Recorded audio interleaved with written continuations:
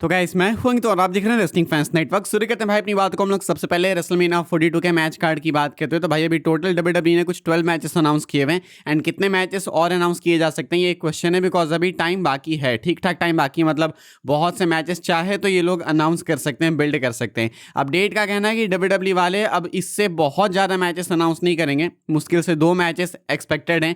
कहा जा रहा है कि डब्ल्यूडब्ल्यूई वाले एक नाइट पे 7 रखेंगे, दूसरे पे 7 रखेंगे। रेसलिंग ऑब्जर्वर रेडियो की अपडेट है, इसमें बताया गया कि WrestleMania 42 will have 14 matches, 7 on each respective night. यानी कि डब्ल्यूडब्ल्यूई ने अभी 12 मैचेस कंफर्म किए, 2 कर देंगे तो 14 मैचेस हो जाएंगे। यानी कि नाइट 1 पे 7 मैचेस, नाइट 2 पे 7 मैचेस। एंड मुझे लगता है ये 2 मैचेस जो हैं इसमें एक आइसो स्पीड का मैच होगा, जहाँ पे एले नाइट, ऊसोज वगैरह इन्वॉल्व हैं, वो होगा।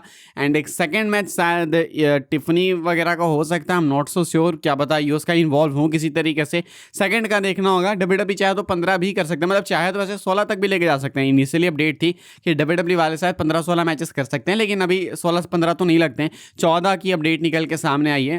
डब्ल्यूडब्ल्यूई वाले 2-3 मैचेस ऐसे मतलब सामने से दिखने वाले ड्रॉप कर रहे हैं। लाइक तुम देखोगे तो एल ग्रांडे अमेरिकानो वाला मैच ये रेसलमेनिया में हो सकता था। लाइक बिल्ड जिस तरीके से कर रहे थे वो तो अचानक इन्होंने पॉज लगा दिया, वरना ये बिल्ड कर रहे थे मीना के लिए। तो ये अब कभी आगे जाके किसी ट्रिपल ए के इवेंट में होगा, तो एक वो हो सकता था। इसके अलावा अगर ब्रेकर फिट एंड फाइन होते तो वो सेथ को फेस करते हैं एंड गंथर का एक अलग मैच इनको करना होता, तो ऐसे में वो एक अलग मैच हो जाता। तो डब्ल्यूडब्ल्यूई वाले चाहते तो इस साल इजीली मेनिया के लिए 17-18 मैचेस कर सकते थे एंड 17-18 के 17-18 मैचेस एक्चुअली में इंटरेस्टिंग कर सकते थे। लेकिन अभी कुछ टोटल ये 14 मैचेस के साथ में चलने वाले, विच इज़ फाइन भाई। मुझे लगता है कि 8-9 मैचेस फिर बहुत ज़्यादा भी हो जाते हैं। 7 एक स्वीट स्पॉट है। नाइट 1 खत्म हो 7 मैचेस के साथ, उसके बाद लोग नाइट 1 की बात करें, क्या हुआ क्या नहीं हुआ, नाइट 2 को प्रेडिक्ट करें, उसके लिए हाइप बनाए एंड उसके बाद नाइट 2 भी 7 मैचेस के साथ क्लोज हो जाए तो ठीक रहेगा। क्योंकि बहुत ही हेक्टिक हो जाता है भाई, like hall of fame, SmackDown, उसके बाद नाइट 1, फिर नाइट 2 में जो हुआ उसकी बात करो, नाइट 2 में क्या होगा उसकी बात करो, फिर उसके बाद नाइट 2 होगा, नाइट 2 में क्या हुआ उसकी बात करो, फिर अगले मंडे नाइट रॉ में क्या होगा उसकी बात करो,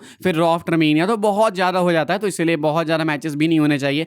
आई थिंक 14 एक स्वीट स्पॉट है, सही है। आगे बढ़ते हैं भाई लोग, हम लोग बात करते हैं ड्रू मैकिंटायर की। तो मैकिंटायर आने वाले टाइम में डब्ल्यूडब्ल्यूई के अंदर शायद बेबी फेस बन सकते हैं, ऐसा मैकिंटायर ने खुद ही बोला है।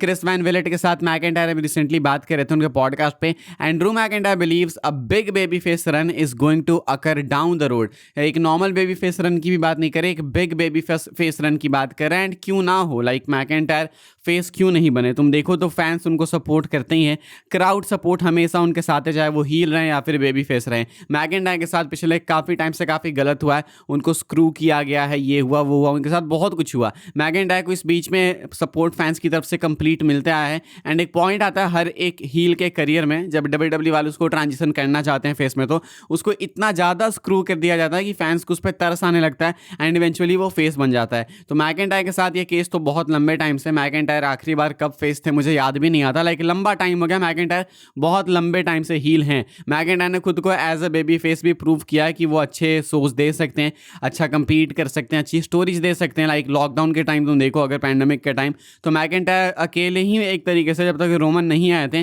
कंपनी को कैरी कर रहे थे अपनी फ्यूड्स के साथ में, वो भी एज अ बेबी फेस, जहाँ पे लोग बेबी फेस से बोर हो जाते हैं। मैकिंटायर पैंडेमिक के टाइम पे बेबी फेस के तौर पे ही कंपनी को लीड कर रहे थे, तो वो एक मानने वाली बात है। तो मैकिंटायर को एक अच्छा फेस रन चाहे तो डब्ल्यूडब्ल्यूई वाले दे सकते हैं, because McIntyre as a face as a heel दोनों में परफेक्ट हैं, just like Randy Orton, just like may be Brock Lesnar. हालांकि लेसनर को फेस बोलना गलत ही होगा, लेकिन पिछले कुछ सालों में जब लेसनर देखने को मिले पोनीटेल के साथ, तो वो हील भी नहीं थे, वो तो अभी जाके हील बने। तो ये कुछ है मैकिंटायर को लेकर अपडेट। आगे बढ़ते हैं भाई, हम लोग बात करते हैं अगली अपडेट के बारे में, जो कि सेथ रॉलिंस को लेकर। तो सेथ रॉलिंस रेसलमेनिया में फेस करने वाले हैं गंथर को। एंड आपने सुना होगा कॉमेंट्री पे मंडे नाइट रॉ में ऐसा मेंशन किया गया कि करियर किलर गंथर जो हैं अब सेथ को फेस करेंगे मेनिया में। सेथ के करियर पे पता नहीं कैसे कैसे भाई क्वेश्चन इन्होंने उठाए कि सेथ का करियर डेंजर में आ गया है, सेथ के करियर पे अब ग्रहण सा लग गया है। क्या सेथ का करियर एक्चुअली में ऑन द लाइन है, इसको लेके कोई क्लैरिफिकेशन नहीं है। रेसलिंग ऑब्जर्वर रेडियो में बात किया गया एंड कहा गया है कि सेथ का करियर ऑन द लाइन होना सेंस ही नहीं बनाता है।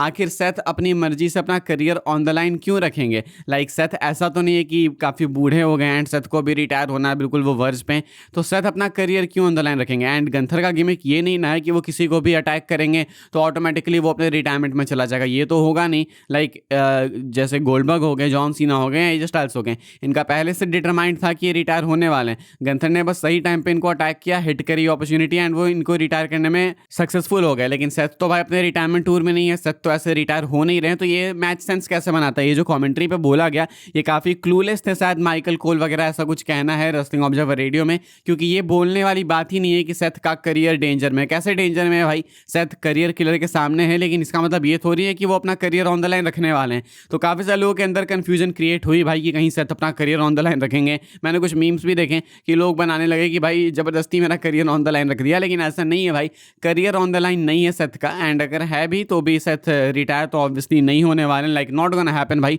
अभी तो कोई सेंस ही नहीं बनता है। लाइक गंथर अभी अगला किसी को रिटायर कर सकते हैं तो वो लेसनर हो सकते हैं, नहीं तो क्रिस जेरिको होते अगर वो डब्ल्यूडब्ल्यू में आते। तो Seth Rollins out of nowhere आके सीधा रिटायर हो जाएंगे क्या? ऐसा थोड़ी होता है। तो ये मेल्टजर कहते हैं, क्वेश्चन उठाते हैं कमेंट्री पे कि कमेंट्री पे लोग इतने क्लूलेस हैं, कुछ भी बोलते हैं, लाइक फैंस कंफ्यूज हो गए। एंड सेथ का कोई करियर वगैरह ऑन द लाइन नहीं होने वाला है रेसलमीनिया में। आगे बढ़ते हैं भाई, हम लोग बात कर लेते हैं अपनी आखिरी अपडेट के बारे में, जो कि जॉन सीना को लेके। क्या जॉन सीना का रेसलमीनिया में आना स्टूपिड है? रेसलमीनिया के लिए जॉन सीना को अनाउंस किया गया कि जॉन सीना रेसलमीनिया होस्ट करेंगे। इसके ऊपर विंस रूसो कमेंट करते हैं एंड विंस रूसो ने भाई अपना एक पॉइंट दिया है। आप लोग बताना इस पॉइंट पे आपके क्या पॉइंट्स है, आप क्या सोचते हो?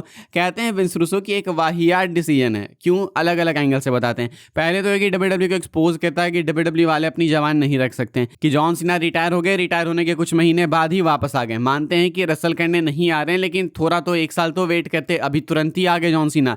ऑल्सो एक्सपोज करता है कि डब्ल्यूडब्ल्यू के टिकट्स नहीं बिक रहे हैं। एंड ऑल्सो यहाँ पे एक मेजर प्रॉब्लम ये है कि अगर जॉन सीना को रेसलमीनिया में आना ही था, अगर रेसलमीनिया में सीना अपीयर होने ही वाले थे, तो यहीं पे रिटायर हो जाते ना भाई।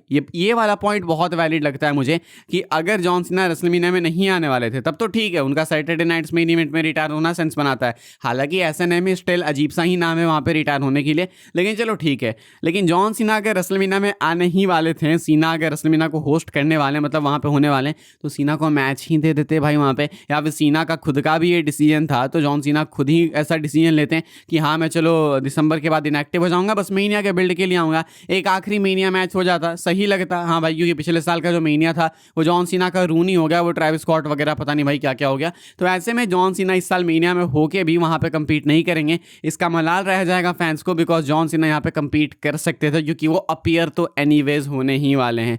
तो यही कुछ कहना है विंस रूसो का। ऑल्सो इनका ये भी मानना है कि सीना फिजिकल भी हो सकता है, एंड अगर वो फिजिकल हो जाएंगे तो फिर सिचुएशन हो जाएगी बेकार है, जॉन सीना की इज्जत रह नहीं जाएगी, बिकॉज सीना ने साफ बोला है कि वो अब किसी को पंच भी नहीं करने वाले हैं डब्ल्यूडब्ल्यू रिंग में, मतलब वो किसी पे अपने मूव्स भी नहीं लगाएंगे, इनफैक्ट अपने रेसलिंग गियर में भी नहीं आएंगे। तो इसलिए वो सब सेंस नहीं बनाएगा एंड वो नहीं होना चाहिए। आप लोग बताना भाई कि आपको अभी भी लगता है कि जॉन सीना को रेसलमीनिया में रिटायर होना चाहिए था? हम सबको लगता था, मुझे अभी भी लगता है टू बी ऑनेस्ट, क्योंकि ये एक ऐसा क्वेश्चन उठेगा भाई जैसे उठते आए ना आज तक कि लेसनर को ही क्या ये अंडरटेकर की स्ट्रीक तोड़नी चाहिए थी, क्या लेसनर को अंडरटेकर को रेसलमीनिया में हराना चाहिए था या फिर नहीं।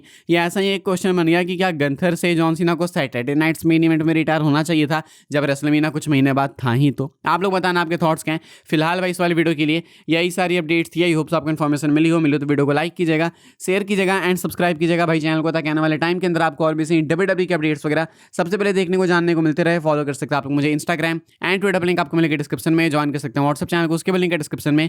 मिलूंगा मैं आपसे अगले वीडियो में जल्दी ही, तब तक के लिए goodbye, thanks for watching.